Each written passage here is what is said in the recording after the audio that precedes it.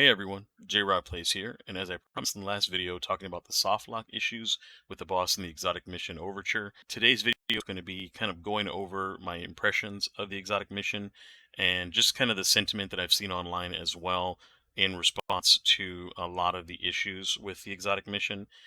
Unfortunately, there was a lot of hype behind it, and it was kind of meant to be like the big thing for the episode, kind of like the thing that should save the episodes, because we know now that episodes are not exactly what they promised they would be. This kind of malleable thing that they could adjust on the fly and give us more content over a longer period of time, but at a better pace than what a season would be. And really, all it is just a stretched out season, and it feels a lot like the past seasons that were longer seasons. They were kind of missing content, even though there is a good cadence of content release in these where we get things every week. It's not a whole lot, it's not very substantive, and it's just not as good as some of the things that we've seen in the past and some of the seasons we've had where the content is more relevant or more relevant to the story, or just a little bit more exciting than what we're getting right now. There was like a better connection between the content that we were doing and the story in other seasons. And this is more along the lines of the seasons that people complain, where the content isn't exactly of the highest quality. There's a lot of go here, do this, pick this up, go back and talk to Failsafe, go back and pick this up. That's like your whole week. So again, this season has been a little bit rough, and we're still gonna call it a season because even though we say it's a quote episode, it's really the season of Echoes stretched out across more time than it would or should have been. If it had been condensed into the same time as the season, maybe it might have felt a little bit better. But again, there's just been so many things that the seasonal model and the episodal model were supposed to be different and didn't deliver on that Bungie kind of promised on. So let's go back to the mission. So talking about the mission itself, I do want to start out at least with the positive of the mission was that the art team did such a good job on this mission. It's very beautiful. It's got the very Nessus Vex kind of themes through it. Transitions between like a darker in the beginning back into kind of like the normal Vex, and then at the very end you kind of have like a Vex networky type of situation that's mixed with like a Nessus core mission. So they did a really good job of giving you transitions and giving you different visuals as the fight goes along. And of course, the colors they picked are beautiful. And if you're playing on a good machine, you can really see and take advantage of how beautiful the game actually is.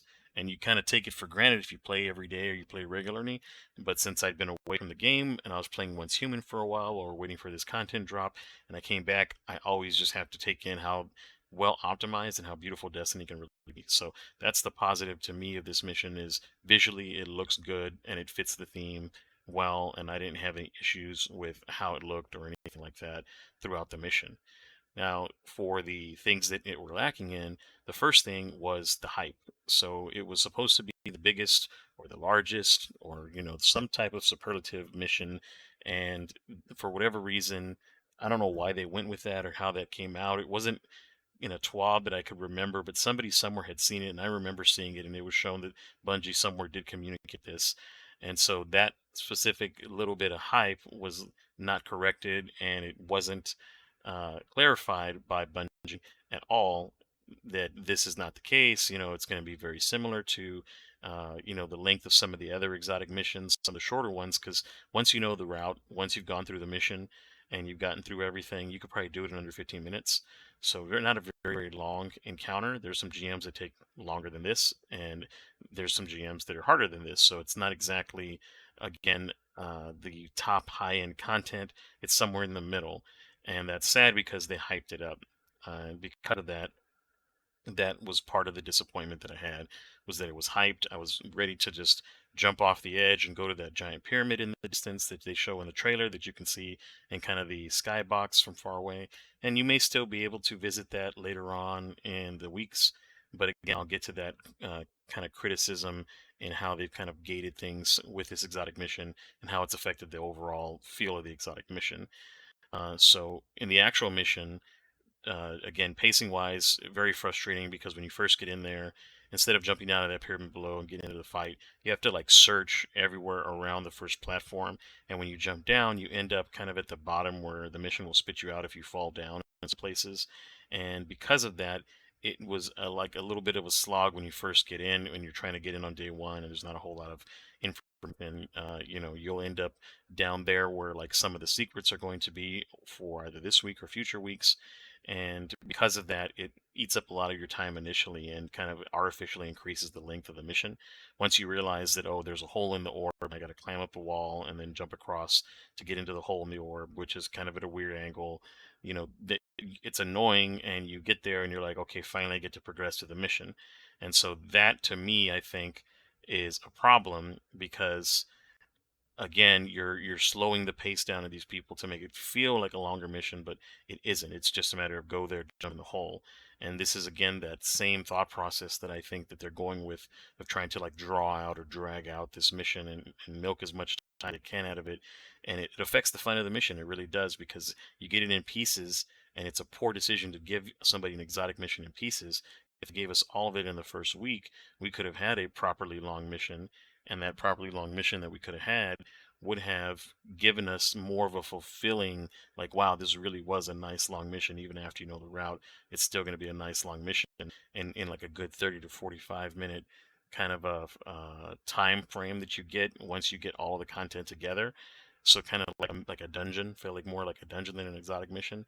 And that would have been nice, especially because there is no additional content, no raid or anything like that with this season, because the season launched with the final shape, so it's just going to be the season by itself. Now, once you get through all this and you start the jumping puzzle, start to realize that this mission tries so hard to basically be the Whisper in the beginning. All of the jumping puzzles feel very similar to the Whisper mission. The platforming is very similar to the Whisper mission. The way that they try to kind of get you to, or trick you into choosing a path that's going to spit you out and kill you. Again, it was very disappointing, because this has never been like a Vex thing. Like Vex things are more like portals and launchers and things like that. And when they design these platforms and the speed that they go at will launch you into a state where you take critical damage just by touching something very slightly. And if you do that twice, you could die. So it would be frustrating for me if I was trying to run a flawless mission and I get killed because I got bumped by a moving platform that I was safely on, and I got hit critical, and then I got launched into a wall and then got killed from there, even though they've kind of nerfed the ability to die from velocity like impacts. You can still die like that in this mission because of the way they designed all the platforms and everything. So again, that whole trying to be Whisper Worm thing, like, it got old really fast. Even if I didn't struggle too hard with the platforming or anything like that, I was fine with it.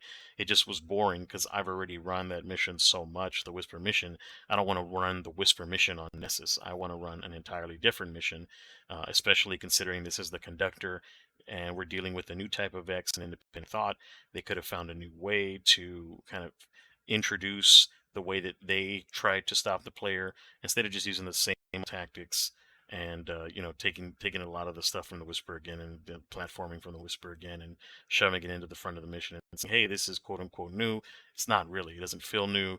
It feels just like an extension of a prior mission, and it's very late, in my opinion, to try to do something like that.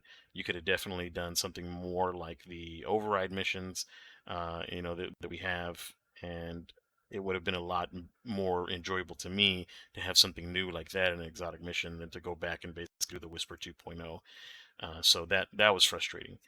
Um, Once you get through all that, you finally get into a boss fight, and this boss fight is going to be the Subjugator and Tormentor boss fight, and it's going to alternate between the Subjugator and Tormentor until you end up fighting them on, surprise, surprise, a small platform at the very end of the mission, with both of them chasing you, and the Tormentor, of course, in his enrage state, where he runs you down and can grab you from super far away, by the way. Farther away than he should be able to, outside of his own reach. So I don't know if that's just like a network thing or what it was, but I personally, I got grabbed from a little too far away, and that was frustrating because I wasn't even anywhere close to the guy for him to grab me like that. And it's really not that difficult. It's just artificially difficult because you're in these tight spaces as you're going through the portals and you're fighting him, and he's running at you. He summons his orb above his head, and you have nowhere to go. You can shoot the orb away, but it really has nowhere to go because everything's confined and tight in the spaces. Thankfully, the enemy density is there to where if you have your abilities that heal you, like I was running Devour, for example, and I could quickly kill an enemy with an ability to start the Devour, and then whenever I was low, I could then shoot another enemy and get my health back. So it wasn't an issue survivability wise. It was just, again, an annoyance in the way that they take these units that are only dangerous when in closed spaces and force you to be in closed spaces with them to make them dangerous, rather than getting a unit that's dangerous in open space and can close with you. They do the opposite. So it's pretty sad, again, how they have to go back to the same mechanics and insert them into this and pretend like it's new, because it's not. You really should, as a developer, if you're going to promise something, find a way to take that thing and use it in a way you haven't before. That would have been a little bit more enjoyable to me. Like, even if it's like having to fight the tormentor on like a moving platform while jumping up to avoid things, and having that be the kind of the more difficult part of it, is trying to balance fighting the tormentor while fighting moving things and trying not to get knocked off and stuff like that. Like, that could still be a little annoying. Like, I'm really not a big fan of ring outs. I usually don't like it, like in the Callus fight, where there's that little platform and you can get knocked off, and that can end your fight because of a velocity situation where he slams the ground and you're mid jump, and then you get launched into the side, and then you have nowhere to land because of the orb around him, and that sends you into the ground and you lose your fight because of that. So stuff like that has always bothered me. I always feel like it's cheap to kill a player in that way, and to kind of take the player's ability to react away from the player in that scenario, kind of robbing them a little bit of agency in that scenario. You're just dying to bad luck, and dying to bad luck shouldn't really happen very often. And so when you create a circumstance where that happens a lot, that's going to frustrate people and make them want to quit. Of course, these frustrations I could understand have been mounting on players, and that's going to result into what I'll be getting to at the end of the video, for example. So overall, visually though, the fight looks cool. You know, you're teleporting around, you're going for different areas, and the areas that you fight into, they look very vexy. And they are similar to some of the stuff we've seen in D1, where like it's portal after portal, but the way that they're used and the buffs are being used, that you'll kill units and they'll drop buffs, or you'll pick up a buff to create a platform or to open the portal, and then there's another one to open a different portal to get some of the secret chests. Like, that stuff is cool. Like, I'm happy with those things, and happy with that kind of a puzzle nature, and it wasn't super cheap or cheesy. However, that leads me into the final encounter in the exotic mission, which is going to be the boss that everybody's been having trouble with. And the reason why is because he is very temperamental on how he progresses his phases. So what some people have been running into, kind of in order, I'll start from the order in which they can happen.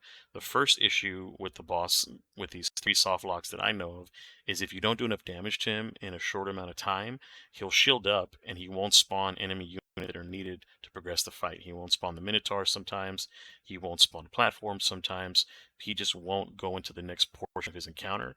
And what you're supposed to do is you're supposed to build the platform to the right, and then hit the circle after you've built the platform in the middle, which does the disruption. So really, you start building in the middle to disrupt it.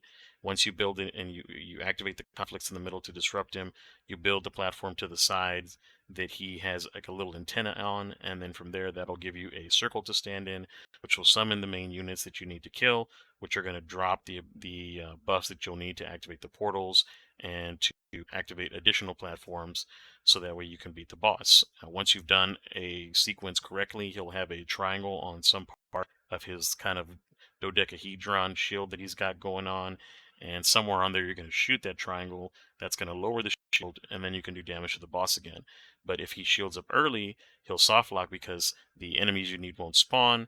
The grid that blocks you in, that forces you to teleport, won't spawn. And unless you can somehow fix that by going back to the middle and interacting again with the conflict to disrupt it again to start the whole process again, then you're soft locked and you have to kill yourself, which can end flawless runs. And all of these things that I've talked about that are cheap can flawless runs.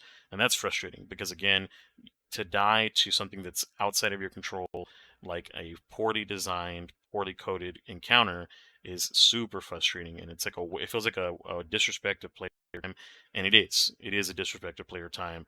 The fact that something like this isn't play tested enough, that people don't know enough in the live environment and what the live environment would look like to actually get in there and beat it, is super frustrating. Especially because all they have to do have a team of content creators that they work with regularly, and just allow them to have a team that's live with them to either, if they want to run it early at some type of an expo or something, and allow them to kind of dig into it and try to mess with it. If you really want to expose that, you want to press them not to have leaks like we had before, or you could just wait until it's live, get with those content creators, and then from there get their feedback and act on it quickly. If possible, try to get that patch out by Thursday to fix the drop from Tuesday, if that's something that's even doable now with all the layoffs. So that's how I would handle that. Now, the second soft lock issue is not getting all the diamond to show up. Even though you progress the fight, you've done enough damage, and the diamond doesn't show up, a lot of times you can fix that by going and building the platform to the side that's opposite of the antenna where he's at, and then coming back and rebuilding the platform, and then you'll have the circle there. And the third soft lock, of course, is having no circle there. And so that one can be fixed sometime if you do what I talked about: is you build the middle platform, you build the right platform, and then you come back and you build the left platform. Let's say the left platform is again where the antenna is at, you need to build the platform to. The circle won't show up on the ground to stand in, but if you stand in the area where it's supposed to be, you should get a timer. And that's the one I made the video on, is you can get that fix where you stand in that circle and it starts to summon the final enemies, and that will push the boss to the point where his shield is again vulnerable, and there's a weak spot on the shield that you can shoot, and you're not soft locked there with no weak spot. So those are kind of the three issues that come up on the boss: not doing enough damage and shooting early, not spawning units, no weak spot at all, and you just get stuck like that regardless of how many times you build the platforms. You can't stand on the invisible platform. And then of course a invisible platform in general from the beginning or somewhere in the encounter, where even if you stand on it, it doesn't count up. But a lot of the times what I've seen, if you stand on it, it will count up and it will fix the issue for you. So those are the things that happen with the boss. That happened to me the first run through, very frustrating. It happened 2 times in a row until the third time I finally got it. Where again, the first time, I actually 3 times now that I think about it. The first time I had no way to make a shield down. The second time I was just trying to see what was going on with the mechanics. I didn't do enough damage to him, so he shielded up and enemies didn't spawn. The third time I was able to finally fix it, like I did in the video, by standing on the area where the small activator plate is supposed to be, and it activated, and then I finally beat him. And at that point, I wasn't even enjoying myself anymore. I was just absolutely frustrated. All of the things that I've talked about so far stacked up, and I really didn't even want to keep playing. I only did so for the fact that I was going to make content for the week, and then I'm here. I find that we pick up the Nest 008 sample, and all of a sudden you're going around and you're doing the fetch for failsafe, and I'm thinking that this is going to lead to some type of a conclusion for the week, but it really doesn't. It just kind of falls off, and now we're stuck waiting for another 2 weeks to get the story that we could and should have gotten this week. So overall, big disappointment, because the whole thing was lacking imagination and creativity, and the storytelling aspect of the mission felt like it was missing something. Like it didn't feel like it was properly paced. It just didn't seem good. Like the cutscene, for example, did a decent job of explaining the origins of Maya Sundaresh and Chioma Essie, and how they kind of both got here and why she's so focused on Chioma. And again, it was just like they tried to tell the story, this epic tale of the original Maya Sundaresh and Chioma Essie, all of the researchers that were in the Vex simulations, the ones that were working with Praedyth, which we still don't know what happened with the situation where Praedyth tried to get out. Obviously, these two got out, Maya and Chioma, and the understanding is that these could be one of the researchers that got out, that were simulated, got out through the Vex network, found the Veil, went through everything that happened with Veil containment, and then Maya Sundaresh went back into the Veil, realizing that this is going to be how she can take herself to the next level for her science. And Chioma was trying to support her, but knew there was something wrong with the Veil situation, and saw that it ended up like this. In the course of, you actually read the lore, Maya gets finally kind of her body back. It wasn't really her body. She was in the Vex milk with the Vex, and then she shrugged off the Vex, forced them to fight each other, which made the water boil, and then she created herself arms and legs and like a torso, a chassis, and then eyes. And she did so holding the image of Lakshmi, thinking that Lakshmi was a good kind of an avatar for her. And then the collar is kind of the item that she grabbed in nothingness, and that collar was allowing her to control the Vex, that kind of collar of control that she's wearing around her shroud. And so that could have been done so much more smoothly with more cutscenes, with a little bit more investment. You can be done throughout the episode to kind of give us little pieces to get us to this point, but they just jammed it all into like that 1.5 minute video that they had.